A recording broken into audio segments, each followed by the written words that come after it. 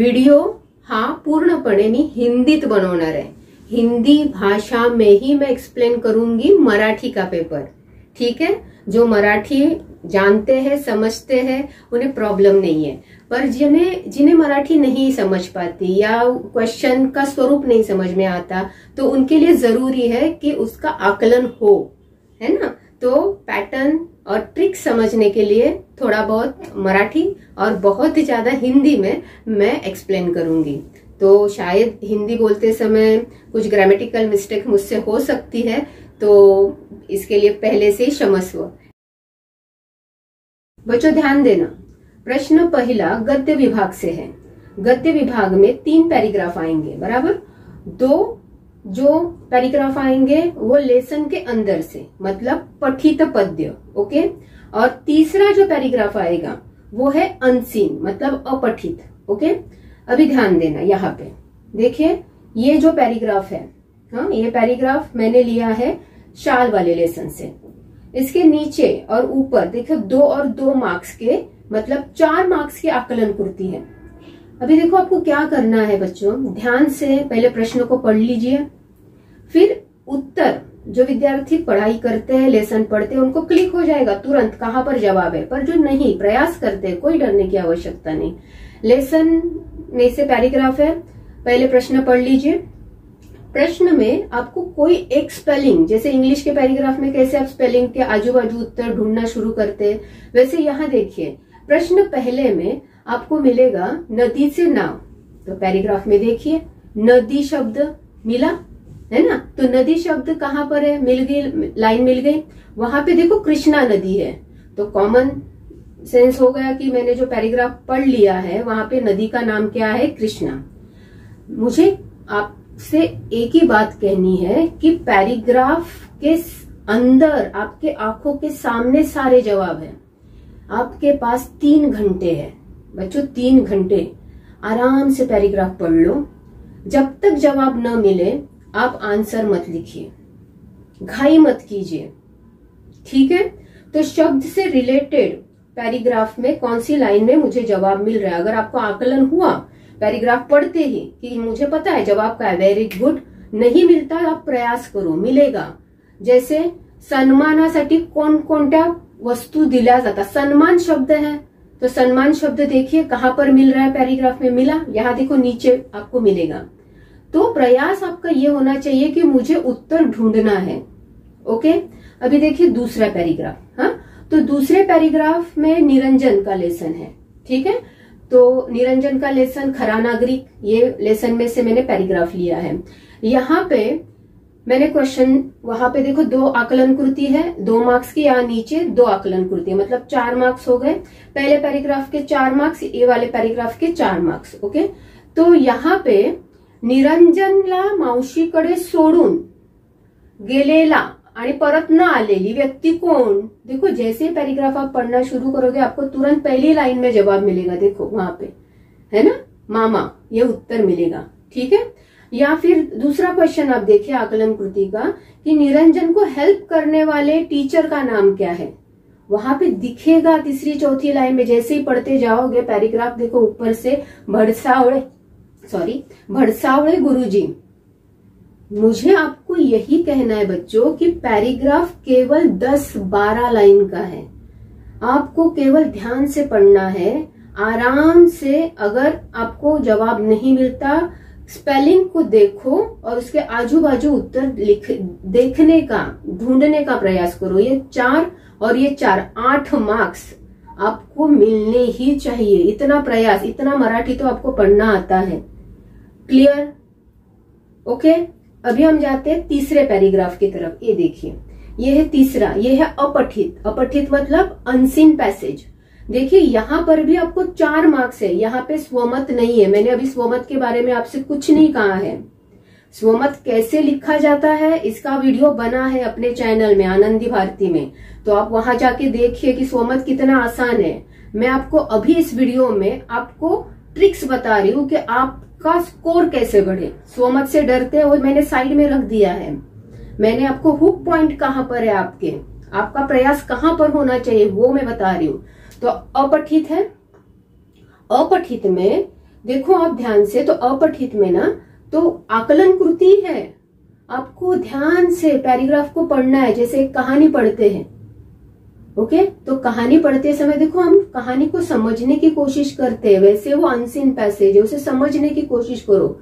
एक बार 2 बार प्रयास करो, मिलेंगे जवाब, आपके आंखों के सामने है, पैराग्राफ के अंदर है, कहीं और से जवाब आपको मिलने वाले नहीं। तो प्रयास आपका वहां पर चाहिए। भले 15-15 मिनट आपके चले गए, पौना घंटा चला गया, फिर भी आपको 4 पहले पैराग्राफ में से, दूसरे पैराग्राफ में से 4 और तीसरे पैराग्राफ अपठित में से 4 4 4 8 4 4 8 और 4 12। बात समझ रहे हैं? मतलब 12 मार्क्स यहाँ पर आपके गेन हो सकते हैं। चलो 12 में से आपके कुछ जवाब गलत भी आ गए तो 10 के नीचे तो बच्चा आपका मार्क्स नहीं आना चाहिए। बात समझ में आ रही है? ओके, अभी हम नेक्स्ट देखते हैं, वो है पद्य विभाग। अभी बच्चों ध्यान देना, पद्य विभाग में भी आकलन कृति है। आपको कविता छाप कर आई है, देखो कविता आपको पढ़नी है, ध्यान से पढ़ो, जवाब वहीं पर है। यहाँ पे सामर्थ्य, नीचे देखो क्वेश्चन है सामर्थ्य से रिलेटेड क्वेश्चन है। आप देखो सामर्थ्य शब्द कविता में कहाँ मिल रहा है? कष्टाचे सामर्थ्य, है ना, तो जवाब कष्ट आएगा। औक्षण कविता है ये, है ना, औक्षण कविता है, सैनिकों पर आधारित। इसका एप्रिसिएशन में सारा एक्सप्लेनेशन दिया है, आप वीडियो में जाकर भी देख सकते हैं। पर फिलहाल हम यहाँ पर प्रयास क्या कर रहे हैं कि मुझे कविता को समझना है, केवल वर्ड टू वर्ड मुझे जवाब ढूंढने हैं। बात समझ में आ रही है ना? तो आपका प्रयास आकलन कृति के जवाब मुझे कहाँ मिलेंगे, शब्दों से, या फिर आपको अगर आज आ जाता है, आपको समझ में आ गई कविता, वेल एंड गुड, आप लिखिए फटाफट उत्तर, है ना। अभी यहाँ के 4 मार्क्स पद्य विभाग के। अभी आगे बढ़ते हैं। ये तो बच्चों पद्य विभाग में आकलन कृति 4 मार्क्स की और 2 मार्क्स का समानार्थी शब्द है। देखो बच्चों, एप्रिसिएशन के जितने वीडियो अपने आनंदी भारती चैनल में है, हर वीडियो के लास्ट अंत में मैंने समानार्थी शब्द दिए गए हैं। केवल आपको याद करने, 2-3 बार 10 बार कम से कम प्रैक्टिस करके लिखो। आपको बोलना आता है बच्चों, बहुत अच्छे से आप जवाब देते हो, उसमें मुझे गारंटी कि मेरे बच्चे बहुत सुंदर से समझते हो और बहुत सुंदर आकलन होता है। पर पेपर आपको मराठी में लिखना है ना, उसमें ग्रामेटिकल मिस्टेक्स नहीं चाहिए। तो जो भी आप याद करोगे प्रयास कीजिए 3-4 बार उसकी लिख कर प्रैक्टिस हो जाए। ओके, हाँ चलिए आगे बढ़ते। अ हो गया। अभी आ में देखिए, आ में है कृति निहाय कृति, से एप्रिसिएशन भी कहते हैं। ये 8 मार्क्स का है बच्चों। 8 मार्क्स में आपको 7 मार्क्स, मैं गारंटी के साथ कहती हूँ 8 में से 7 मार्क्स पक्के मिल सकते हैं। जो बच्चे प्रयास कर रहे हैं, मेहनत कर रहे हैं, मार्च मतलब जून से लेकर मार्च तक जो बच्चा मेहनत किया है एप्रिसिएशन पर, गारंटी के साथ मैं कहती हूँ 8 में से 7, 7.5 उस बच्चे को पक्का मिलेगा। एप्रिसिएशन सादे सिंपल भाषा में अपने आनंदी भारती चैनल में तैयार है। उसका पूरा उन सभी एप्रिसिएशन के लिंक मैं डिस्क्रिप्शन बॉक्स में देने वाली हूँ। आप जाकर देखिए, पढ़िए। अगर आपके पास नोट्स है उस नोट से कीजिए। पर अगर आपने एप्रिसिएशन नहीं किया फिर भी आपको 3-4 मार्क्स कैसे मिल पाए एप्रिसिएशन में, ये ट्रिक मैं अभी बताती हूँ। तो पहला देखिए, पहला क्वेश्चन क्या है एप्रिसिएशन में, क्या है बताओ? हाँ, कवि आणि कवयित्रीचे नाव। कितना सिंपल है। अपनी टोटल मराठी की किताब में टोटल कविताएं है 7। कितनी टोटल? 7, केवल 7। तो 7 कविता के कवि कवयित्री याद करना मुश्किल काम है? बिल्कुल नहीं। अभी देखो मैं यहाँ पे लिख कर दे रही हूँ, अभी तुरंत याद कर लो। ओके बघा, पहिल्या 2 संतवाणी आहेत। पहिली संतवाणी अंकिला मी दास तुझा, ठीक आहे, संत नामदेव। दुसरी आहे योगी सर्वकाळ सुखदाता, संत एकनाथ। तिसरी आहे कोणती? 2 दिवस, नारायण सुर्वे। ओके, चौथी कविता आहे औक्षण, इंदिरा संत, बरोबर। 5वी कविता जी आहे ती आहे रंग मजेचे रंग उद्याचे, अंजली कुलकर्णी। कविता 6वी आहे हिरवगार झाडासारखं जॉर्ज लोपिस. ओके. आणि 7वी कविता आहे स्वप्न करू साकार आणि कवी आहेत किशोर पाठक. बघा समोर आहेत तुमच्या, हे पाठ करा, लिहून काढा, 2-3 वेळा प्रॅक्टिस करा, 1 मार्क पक्का झाला. ओके. त्याच्यानंतर दुसरी टीप तुमच्यासाठी आहे, ती म्हणजे तुम्हाला ही कविता आवडण्याचे वा न आवडण्याचे कारण. सकारात्मक उत्तर लिहायचंय. हो, मला ही कविता आवडली. काही ओळी आहेत की ज्या ओळी सगळ्याच कवितांसाठी योग्य आपल्याला बसतात. जो कुछ मतलब हमें कारण देना है, उसके लिए हमें 2-3 लाइन याद करनी है. जैसे मला ही कविता आवडली कारण या कवितेची भाषा साधी सरळ सोपी आहे. या कवितेचा विषय माझ्या मनाला भिडला. मतलब इस कविता की भाषा सादी सिंपल है और इस कविता का विषय मेरे मन को छू गया. कम से कम 1 मार्क्स तो मिलेगा. इस कविता को आपने क्यों चाहा या इस कविता को आपने क्यों पसंद किया. और बाद में अगर एप्रिसिएशन डिटेल में याद करते हो तो कारण भी लिखो. क्लियर. इसके बाद है समानार्थी शब्द. हर एक एप्रिसिएशन के नीचे उस कविता के सारे समानार्थी शब्द मैंने दिए हैं. डिस्क्रिप्शन बॉक्स में पूरे आपको लिंक्स मिलने वाले हैं, तो आप वहां पर जाइए या आपके पास नोट्स है तो वहां से पढ़िए. ओके. तो ये हो गए पद्य विभाग के मार्क्स, जहां पर आप स्कोर कर सकते हैं. ओके. अभी हम चलेंगे स्थूल वाचन. देखो बच्चों, स्थूल वाचन में केवल 4 लेसन है. देखिए 4 में से बोर्ड परीक्षा में 3 क्वेश्चन पूछते हैं. 3 लेसन पे 3 क्वेश्चन और आपको लिखने केवल 2 क्वेश्चन. तो मुझे तो ऐसे लग रहा है कि अगर आपको कोई लेसन कठिन लग रहा है तो कम से कम 4 में से 3 लेसन करो. 3 भी नहीं करना है तो आप 2 लेसन करो, है ना. पहला लेसन देखिए, मोठे होत असलेल्या मुलांनो. दूसरा लेसन काय आहे, जाता असताला. दोनों लेसन सिंपल है. एक सूर्य और पंक्ति की भूमिका वाला जाता असताला है. डॉक्टर होमी भाभा वो वाला लेसन मोठे होत असलेल्या मुलांनो है. तीसरा लेसन भी भौगोलिक दृष्टि है. अगर आप ध्यान से करोगे, कैक्टस का लेसन, जगणं कैक्टस है. लेसन के आंसर पढ़ लो. इतने सिंपल है कि आप अपने मराठी सादा सिंपल में भी आप उत्तर लिख सकते हो. कम से कम जानने का तो प्रयास कीजिए. ठीक है. चौथा लेसन जो है व्युत्पत्ति कोश. व्युत्पत्ति कोश की भाषा कठिन है, पर प्रयास करने पर 2 पॉइंट से जो हमेशा पूछे जाते हैं, जो स्वाध्याय में प्रश्न है, वही लगातार पूछे जाते हैं, पर आपकी क्षमता पर आधारित है. तो कम से कम अगर आप इसमें 2 लेसन भी कर लेते हैं, उसमें से 1 क्वेश्चन आ गया तो 2 मार्क्स पक्के हो गए. 3 में से पक्का करो कि पूरे ही मुझे करने. 2 लेसन में से सारे क्वेश्चन स्वाध्याय के नीचे वाले ही करें आप. ठीक है. ओके. तो 2 और 2 4 मार्क्स आपको आराम से मिले. बहुत अच्छे से लिखे तो 2.5 5 मार्क्स भी 6 में से मिल सकते हैं. क्लियर हुआ. आता आपण पाहूया व्याकरण विभाग. मुलांनो माहिती है, बच्चों पता है, व्याकरण विभाग में टोटल 16 मार्क्स है. हाँ, और 16 मार्क्स में मैं तो आपको ट्रिक्स देने वाली हूँ, पर बच्चे अगर अच्छे से ग्रामर करें ना, सारे ग्रामर के वीडियो अपने रेडी है. केवल आपको एक बार थ्रू आउट देखने हैं या मैंने जो नोट्स दिए हैं उसे फॉलो करना है. फिर भी आपको डर लग रहा है तो कुछ टिप्स मैं यहाँ पर देने वाली हूँ. ओके. तो देखो 16 मार्क्स में आपको क्या पूछा जाता है, ये देखिए पूरा मैंने यहाँ पे दिया है पेपर में जो आया है. फिर भी इसके अलावा भी कुछ आएगा. तो पहले देखिए क्या आता है, वाक्य प्रकार ओळखा, वाक्य प्रकार पहचानिए. दूसरा आएगा वाक्य रूपांतर. ओके. फिर मुहावरे मतलब वाक्य प्रचार आएंगे.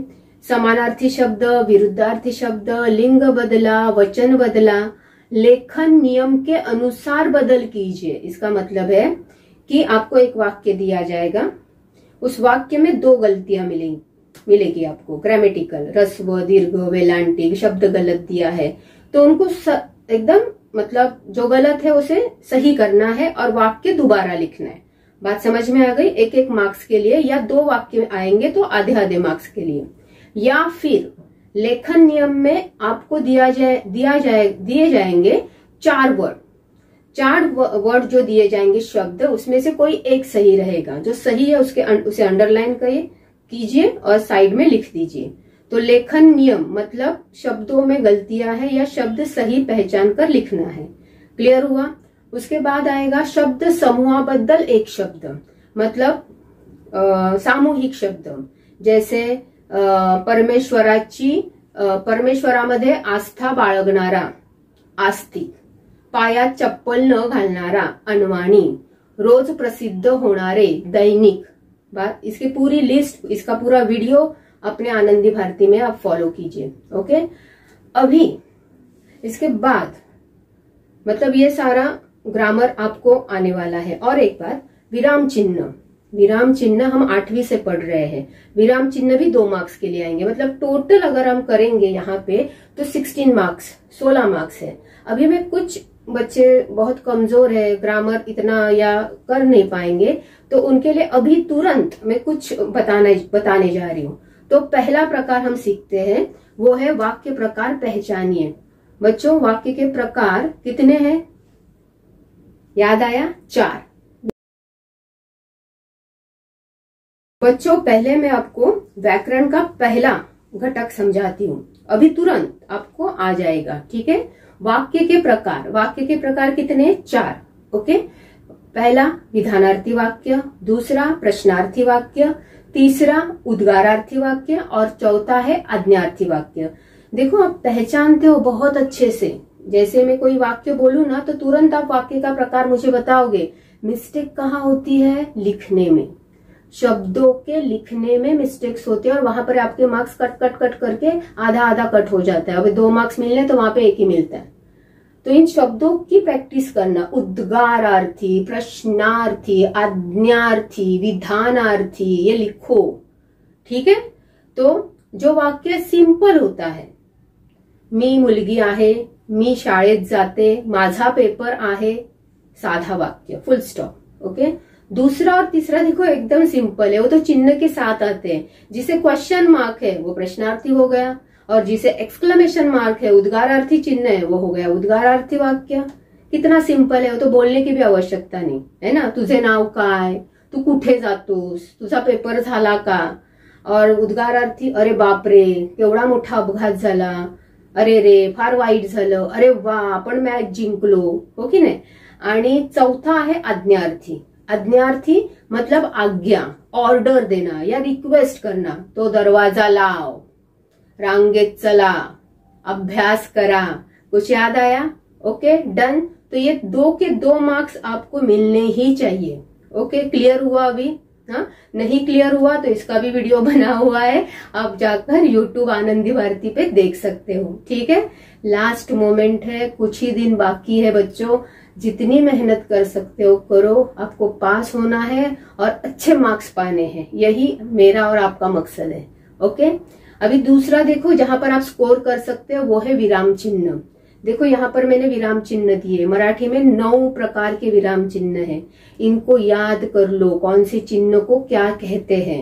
बोर्ड में कभी कभी सिंपल क्वेश्चन देते, एक बॉक्स देते हैं, वहां पे चिन्ह लिखे जाते हैं, नाम लिखो, या नाम दिए जाते हैं उनके चिन्ह लिखो। कितना सिंपल है।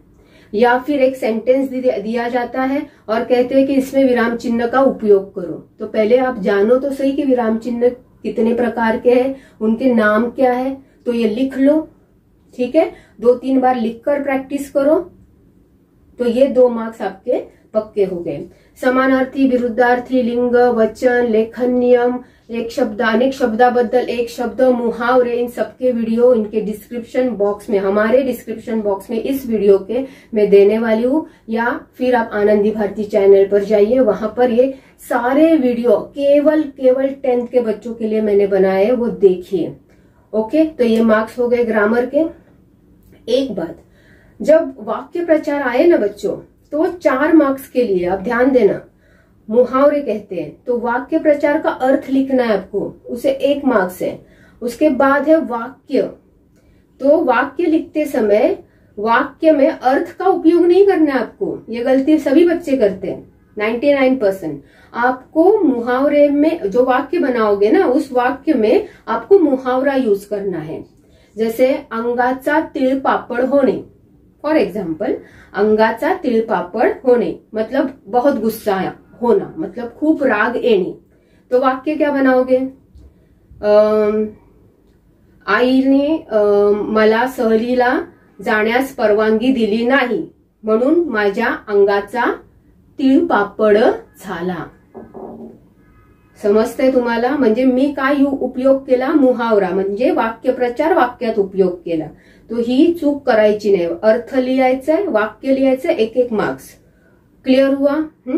अभी हम आगे बढ़ते हैं और आगे बढ़ते हैं तो देखेंगे राइटिंग स्किल. और बच्चों एक बात बताऊं, राइटिंग स्किल का जो क्वेश्चन है वो इतना अच्छा है कि जिस कारण आप मराठी में अधिक से अधिक स्कोर कर सकते हो. केवल पढ़ना है, टेक्निक लिखने की समझनी है. और अभी मैं वही बताने जा रही हूँ, वो टेक्निक आप कैसे हासिल करोगे.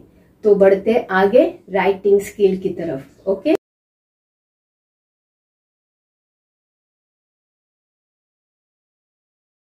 मुलांनो, रायटिंग स्किल उपयोजित लेखन किती मार्काचं आहे माहिती आहे? 24 मार्क. 24 मार्क, 24 गुण, 24 मार्क्स राइटिंग स्किल के लिए है. और यहाँ पर कोई रट्टा मारने वाला विषय है ही नहीं है. ये आपके बुद्धि पर, आकलन पर, आप क्वेश्चन को किस तरीके से प्रेजेंट करते हो उस पर डिपेंड है. तो जो बातें अभी बताऊंगी बच्चों, प्लीज बहुत ही ध्यान से आप सुनो. Okay, ready? ओके, तो पहला क्वेश्चन जो स्टार्ट होता है उपयोजित लेखन में, वो है लेटर राइटिंग, पत्र लेखन. ओके, आप देखना ध्यान से, पत्र लेखन के नीचे भी एक क्वेश्चन है किंवा सारांश लेखन. मैं तो कहूंगी ना बच्चों, आप दोनों कर लीजिए, ज्यादा समय नहीं जाने वाला. अगर समय आपके पास रहने ही वाला है, उतना स्पीड आप मेंटेन किए हो. ओके, जैसे लेटर में आपको 3 प्रकार के लेटर आने वाले हैं. एक जो है मांगनी पत्र, विनंती पत्र, अभिनंदन पत्र. पर अभिनंदन पत्र में अगर घरेलू रिश्तेदारी में अभिनंदन करना है, कॉन्ग्रेचुलेशन करना है, तो विषय नहीं लिखना है, फॉर्मेट ईमेल पद्धति से ही होगा. बात समझ में आ रही है? उसके पहले मैं आपको सारांश लेखन के बारे में एक ट्रिक बताती हूँ. देखो, सारांश लेखन मतलब 1/3 बड़े पैराग्राफ को छोटा करना है अर्थ की दृष्टि. उसमें जो इम्पोर्टेंट पॉइंट है उसे हमें लेने हैं.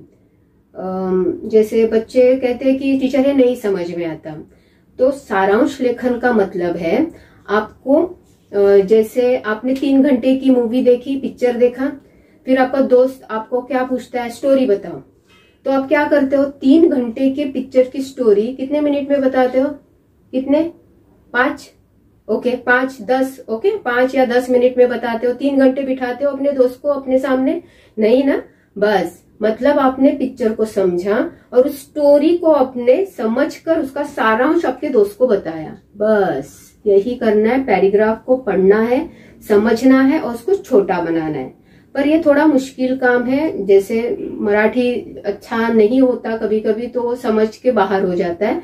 तो एक ट्रिक बताती हूँ. ट्रिक, ध्यान देना, मैं ट्रिक बता रही हूँ. जैसे ये जो क्वेश्चन है सारांश लेखन, वो कहाँ से करना है आपको? कहाँ से करना है पता है? पता है? हाँ, ओके.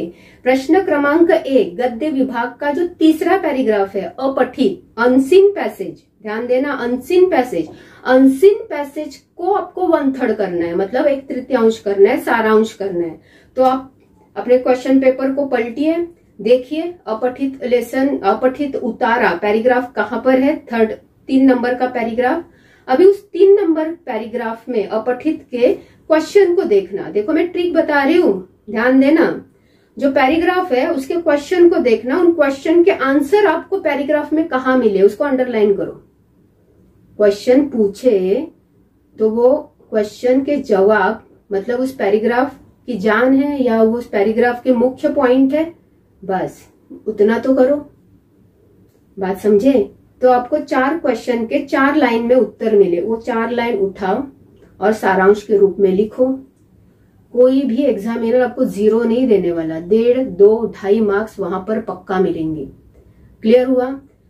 फिर अभी हम चलते हैं पत्र लेखन की तरफ। देखो सारांश लिखने के लिए मैं बोलती हूँ ना, बहुत कम समय मिलेगा आपको, मतलब कम समय जाएगा आपका, 1 से 1.5 मिनट। लिखिए, जरूर लिखिए। कभी कभी क्या होता है, लेटर आप लिख लेते हो, पर कभी कभी ऐसे हो जाता है कि आपकी आंखें, आपकी बुद्धि धोखा देती है और पत्र लेखन का विषय ही गलत लिख देते हो परीक्षा में, और फिर वहां के 6 मार्क्स आपके गए। तो जब वो चले जाएंगे तो सारांश लेखन आपके मार्क्स बचाएगा। क्लियर? अभी सारांश लेखन लिखा, अभी लेटर भी लिखिए। लेटर में आपको जो लेटर पसंद आए आप ईमेल पद्धति से लिखिए, केवल पद्धति फॉर्मेट को समझिए। देखिए नेक्स्ट, ये देखिए फॉर्मेट, इस फॉर्मेट में ही आपका पत्र आना चाहिए, ईमेल पद्धति से।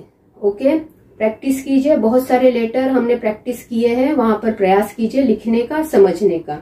वहां पे आपको क्वेश्चन में पूरी डिटेल दी जाती है, बस उसे पढ़िए और लेटर के स्वरूप में लिखिए। लेटर लिखने के बाद अगर वो मतलब जैसे आपको समझ में आएगा कि अभिनंदन लिखना है, पर अभिनंदन किसे लिखना है?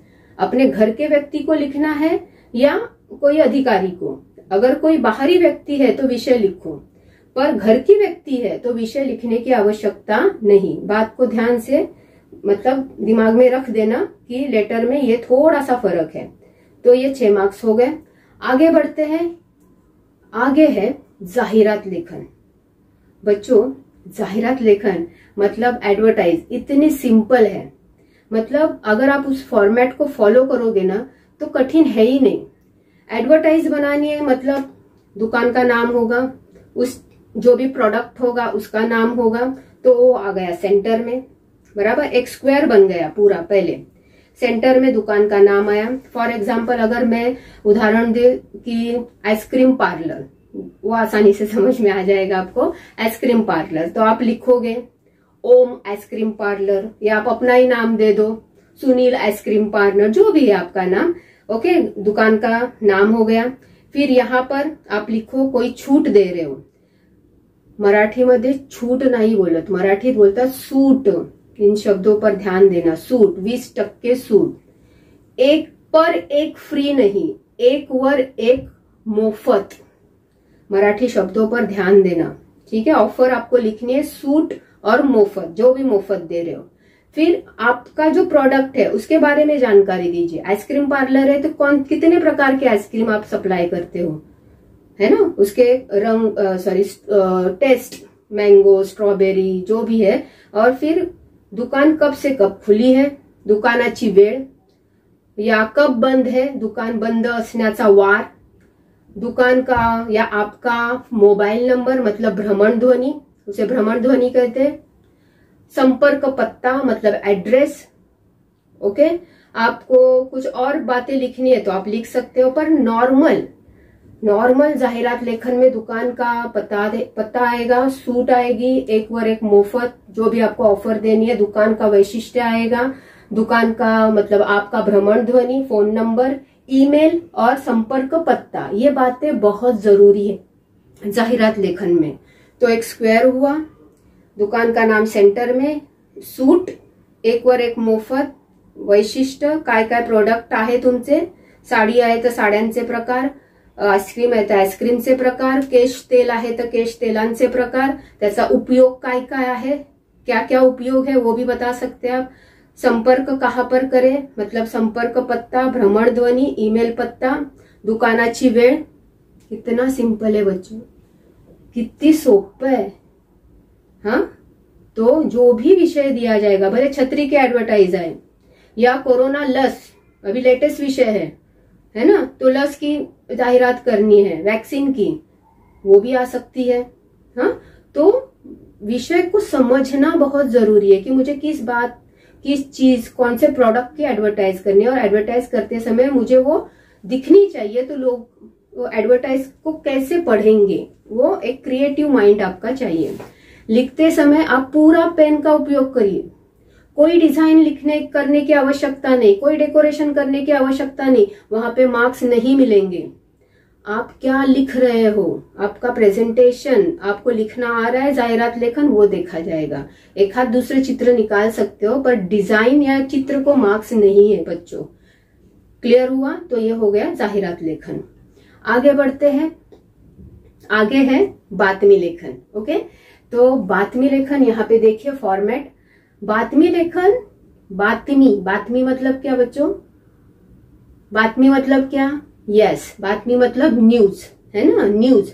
और आप अपने आप को समझो कि मैं एक न्यूज रिपोर्टर हूं, और मैं as a news reporter, as a वार्ताहर मराठीमध्ये बोलतात, या प्रतिनिधी, बातमीदार ऐसे शब्द यूज किए जाते हैं। आपको जो सिंपल लगे, अगर आपको सिंपल लगता है एज अ प्रतिनिधि तो आप प्रतिनिधि लिखिए।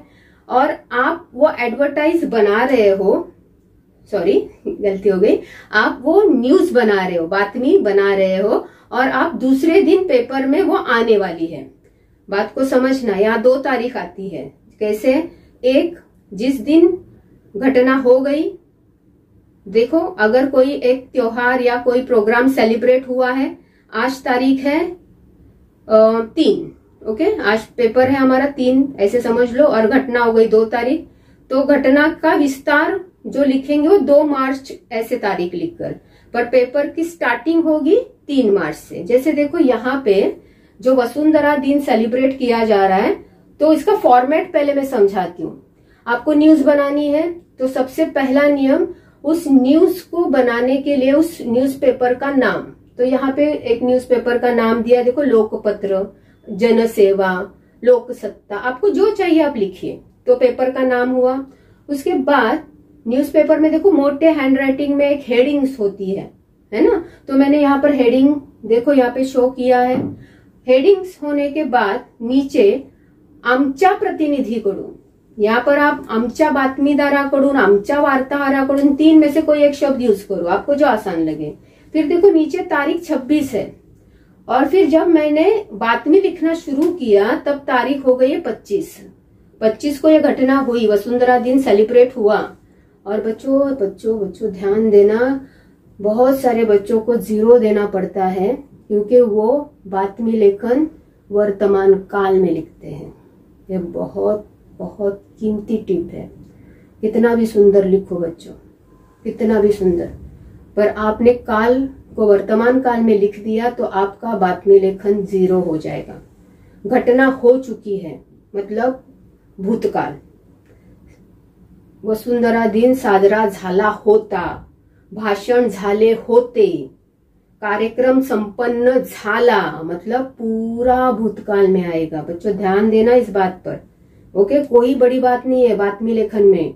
पेपर का नाम, हेडिंग, आमच्या प्रतिनिधीकडून, तारीख, फिर आप जो भी आपको दिया है बातमी बनाने के लिए वो विषय को लिखना है कल्पना करके, और सारा काल रहेगा भूतकाल। सिंपल बात है ना, सिंपल बात है ना, मत भूलो। 2, 4, 10 बातमी लेखन पढ़ लो। क्लास में हमने प्रैक्टिस की है, आपके पास नोट्स है, पढ़ लो। बिना प्रैक्टिस के आपको कुछ हासिल नहीं होने वाला, बिना पढ़े भी कुछ हासिल नहीं होने वाला, ठीक है। आगे बढ़ते हैं। आगे है, अभी जायरात हो गई, बातमी हो गई, अभी आ जाएगी कथा लेखन। कथा लेखन बच्चों ध्यान देना, हमें आदत है अधिकतर मुद्दों पर कहानी लिखना, पॉइंट्स दिए जाते हैं, पर एसएससी बोर्ड में अलग अलग प्रकार है कहानी के। जैसे पहला शीर्षक, शीर्षकावरून कहानी मतलब कथा लेखन। तो शीर्षक, एक नागरिक, लिखो कहानी, आप अपनी कल्पना से आपको लिखनी पड़ेगी। प्रामाणिकपणा, बस आपको एक वर्ड दिया गया, प्रामाणिकपणा। अभी आपको सोचना है कि प्रामाणिक मतलब ईमानदारी, ईमानदारी से रिलेटेड कोई कहानी मुझे याद है, नहीं है, तैयार करो, तैयार करो, ठीक है। दूसरा प्रकार जो है वो है शब्द दिए जाएंगे, कुछ वर्ड दिए जाएंगे, और उन वर्ड से रिलेटेड कहानी आपकी बननी चाहिए। जैसे श्रीमंत, मैत्री, गरीब आणि मदद। आप बोलोगे टीचर ये 4 शब्दों में क्या कहानी बनेगी? बनेगी बच्चा, कृष्ण और सुदामा की कहानी बनती है ना, है ना। सुदामा कैसे थे? गरीब थे, कृष्ण अमीर थे, मैत्री मतलब दोस्ती हो गई, और श्री कृष्ण ने सुदामा को मदद की थी, याद है सुदामा जी पोहा लेकर गए थे, कहानी तो पता है ना, तो हो गई ना रिलेटेड। तो कहानियां आप रामायण, महाभारत, ईसाप नीती, पंचतंत्र, अकबर बीरबल, आजी आजोबांच्या गोष्टी जहां से आपने रीड की है या वहां से आप उठा सकते हो, नहीं तो अपनी कहानी खुद बनाओ। यस, उसे भी मार्क्स मिलते हैं, उसे ही मार्क्स मिलेंगे। अधिकतर ऐसी कहानियां पूछी जाएगी। और तीसरा है मुद्द्यांवर आधारित गोष्ट। आपको अलग अलग प्रकार के, मतलब अधिकतर हमने बोर्ड में देखा है कि पुरानी कहानियां कम आ रही है, व्यक्तिनिष्ठ कहानियां ज्यादा है। मतलब कोई आप उसमें संस्कार या मूल्य मिले, ऐसी कोई कहानियां जो आपने पढ़ी भी नहीं होगी, आपको खुद क्रिएट करनी पड़ेगी। उन मुद्दों को ध्यान से पढ़ लीजिए, कहानी को सोचिए और कहानी का विस्तार कीजिए, ठीक है। और चौथा है अपूर्ण कथा पूर्ण करा। इसका मतलब है वो कभी शायद एक आध दो बार पूछी गई है, पर आप जान लीजिए उस विषय को कि आपको आधी कहानी दी जाएगी शुरुआत से और आधी कहानी आपको लिखनी है, आगे क्या हुआ, या उल्टा देंगे। मतलब ये जो पूर्वार्ध दिया, उत्तरार्ध आपको लिखना है। कभी उल्टा देंगे, आधी कहानी दे देंगे, उत्तरार्ध दे देंगे और पहले का हिस्सा आपको लिखना है, पूर्वार्ध लिखना है। तो इसके लिए भी तैयार रहिए, ओके। अभी ध्यान दीजिए, कथा लेखन करते समय दो बातें बहुत जरूरी हैं जो बच्चे हमेशा भूल जाते हैं। कहानी को मार्क्स कितने हैं? कहानी को मार्क्स कितने हैं? 5, ओके। उसका डिवीजन जो डिवाइड किया गया है मार्क्स को ऐसे कि शीर्षक जो है, हेडिंग, मतलब कहानी को नाम, उसे 1 मार्क्स है। और तात्पर्य मतलब सीख जो मिलती है, मतलब खोटे बोलू नका, प्रामाणिक रहा, खूब मेहनत करा, लोभीपणा करू नका, जो भी सीख मिलती है उस कहानी से वो लिखना, मतलब तात्पर्य, उसे 1 मार्क्स है। मतलब शीर्षक को 1 मार्क्स, तात्पर्य को 1 मार्क्स और कहानी के विस्तार को मिलेंगे 3 मार्क्स। तो विस्तार भूतकाल में करना है। दोबारा बता रही हूँ, कहानी हो चुकी है तो एक राजा होता, त्याचं नाव राजा विक्रम होते, त्याच्या राज्यात 4 मुले राहत होती, है ना। तो झाला, होती, ऐसे क्रियापद यूज करोगे। प्रयास करो बच्चा, प्रयास करो, कहानी आपको लिखने जरूर आएगी, भले छोटी लिखो। शीर्षक तो लिखो, शीर्षक आपको उन पॉइंट्स में मिल जाएगा कहीं पर। तात्पर्य तो समझ में आएगा, क्या सीख मिल रही है, प्रयास तो करो, छोड़ मत देना। क्लियर हुआ कथा लेखन? ओके, तो यहां तक हमारा क्लियर हुआ। पत्र लेखन, सारांश लेखन, जाहिरात लेखन, बातमी लेखन और कथा लेखन, ओके। अभी हम चलते हैं 8 मार्क्स की तरफ। 8 मार्क्स वो है निबंध के, हाँ। और बच्चों, हर एक बच्चा निबंध लिखेगा। 2, 2.5, 3, 3.5, 5.5 तक मार्क्स मिलते हैं कम से कम। कितना छोटा भी, मतलब 2-2.5 पैराग्राफ का भी आप लिखते हो तब भी 1-1.5 मार्क्स आपके विचारों को दिया जाता है। छोड़ मत देना बेटा, 1-1 मार्क्स से बच्चा फेल हो जाता है, पूरे साल उस विषय को दोबारा देना पड़ता है। प्रयास करो कि सब लिखे आप। देखो 3 टॉपिक रहेंगे आपके, एक है प्रसंग लेखन, दूसरा है आत्मवृत्त और तीसरा है वैचारिक। आपकी चॉइस है, पर मुझे ऐसे लग रहा है मतलब वो समय कौन से विषय आएंगे, आपको क्या अच्छा लगेगा लिखने के लिए, आपके बुद्धि और आपके ज्ञान के अनुसार उस पर चूज कीजिए लिखना। इस विषय पर आप अधिक कॉन्फिडेंटली लिख पाते हो। तो मैं तीनों विषय को समझा देती हूँ, हाँ। देखो यहाँ पे प्रसंग लेखन मतलब क्या पता है? देखो टॉपिक क्या दिया है, 10वीचा निरोप समारंभ, ऐसे है ना, हाँ ऐसा कुछ है। देखिए निरोप समारंभ, तो पहले निरोप समारंभ मतलब क्या, सेंड ऑफ आपका हुआ ना अभी, याद आया? तो निरोप समारंभ मतलब सेंड ऑफ, तो वो अपने अनुभव किया प्रसंग को, तो आपने जो अनुभव किया बस वही लिखना है, वही है प्रसंग लेखन। तो यहाँ पर पॉइंट्स देखो क्या है, मुलांचं मनोगत, मुलांच्या आठवणी, शाळेतल्या शिक्षकांनी केलेला संवाद, है ना, तो आनंद किंवा रडू आलं, तो ये अनुभव किया ना आपने, तो वही है प्रसंग। उस प्रसंग का केवल आपको क्या करना है, लेखन। तो प्रसंग लेखन में अलग अलग टॉपिक आ सकते हैं। आप का मुद्दा क्या है, प्रसंग लेखन मतलब क्या। प्रसंग लेखन मतलब एखादी जो घटना है वो हो चुकी है, उसका वर्णन आपको करना है कि उस घटना में, उस प्रसंग में आप उपस्थित थे, आपने क्या क्या देखा।